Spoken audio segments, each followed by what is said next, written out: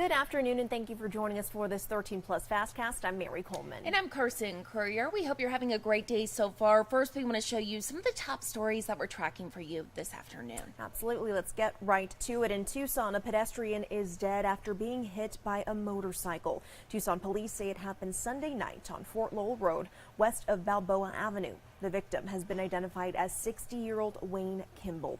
We are told the 65-year-old motorcyclist suffered serious injuries and was taken to the hospital. Police say Kimball was not in a crosswalk when he stepped into the road, and the investigation is ongoing.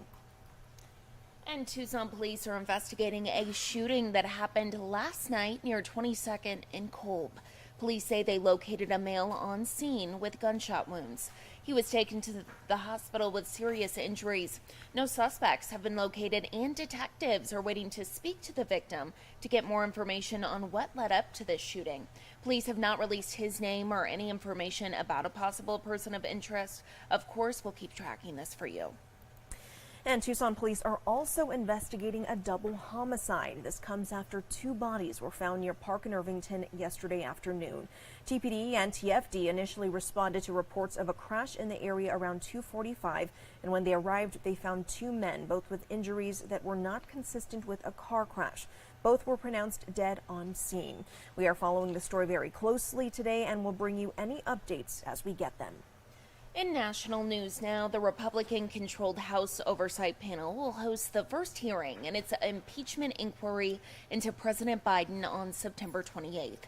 A committee spokesperson says next week's hearing will focus on constitutional and legal questions. Subpoenas to members of the Biden family are also in the works. That includes subpoenas to the president's son, Hunter, and brother, James Biden, as early as this week.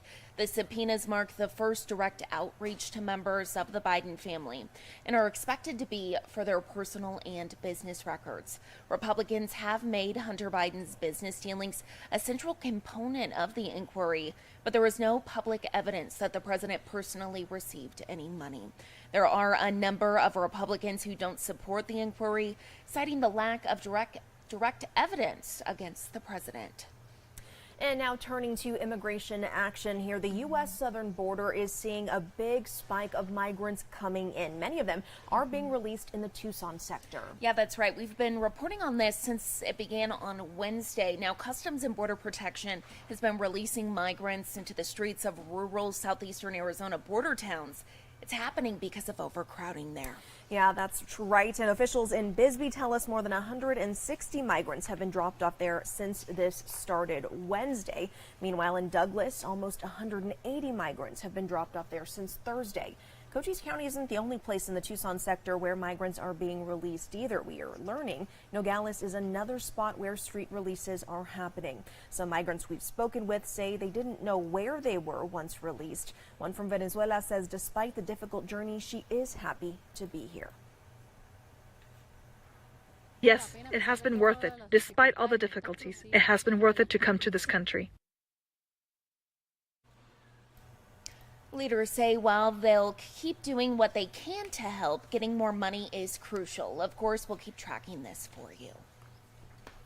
And meanwhile, it's important to note that this isn't just happening here in southeastern Arizona border towns. This is also happening in Texas. They're seeing lots of impacts there.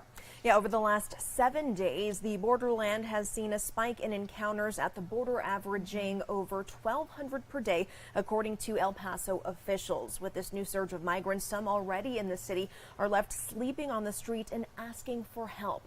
Brianna Perez spent the day speaking with them and has that story. Nosotros hemos venido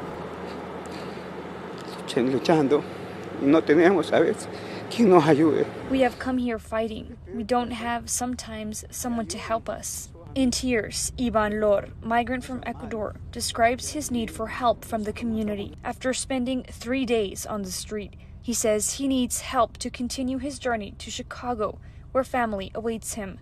Y no es fácil para nosotros. It's not easy for us. It's hard. It's very hard. I ask from the heart to help us. Several other migrants in the same situation, holding up signs that read, "Please support me to complete my ticket." Because we cannot work. This is the easiest way to get money, little by little, to get to our final destination.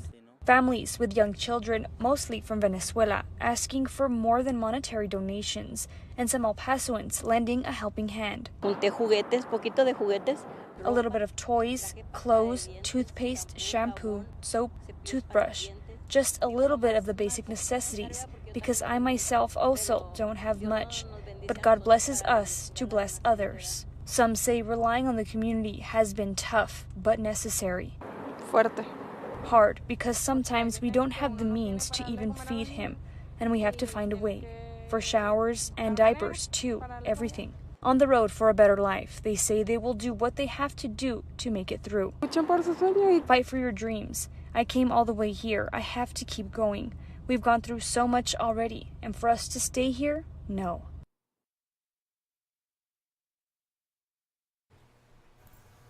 Well, take a look at this story. So a son is viral right now for dressing up as his mom to see if he can pass for her. So if you're taking a look at your screen right now, the son is on the left, the mom is on the right. I mean, I think they look pretty similar. It's super funny. So they had to test this theory to see if it would work. They went to a store, and I believe the son, he wanted to purchase alcohol. He is 21, but the clerk didn't even ask twice, saw the ID, was like, yep, that's the same person. And really it was not. So he's dressing up as his mom. They've been making these videos on TikTok, and their most latest video has 30 million views. So I guess a lot of people think it's funny. It's hilarious. I mean, know. looking at this picture, I thought that was the same person. So now, though, she needs to dress up as him. I want to see how she looks as her son. That is a great idea. Oh my goodness. Keep us updated, Carson, because if Absolutely. that happens, I want to see how close they look to each other. Yes, Hilarious. for sure. Gotta love it. Well, we will leave you with a live look outside right now. Things are looking pretty gorgeous out there. I think there's some dust out there in the atmosphere, but other than that, looks pretty good to me, Carson. Yeah, 90s in the forecast all week long. Sign me up. Definitely something to look forward to. Thank you all so much for joining us for this 13 Plus FastCast. Tune in at 7.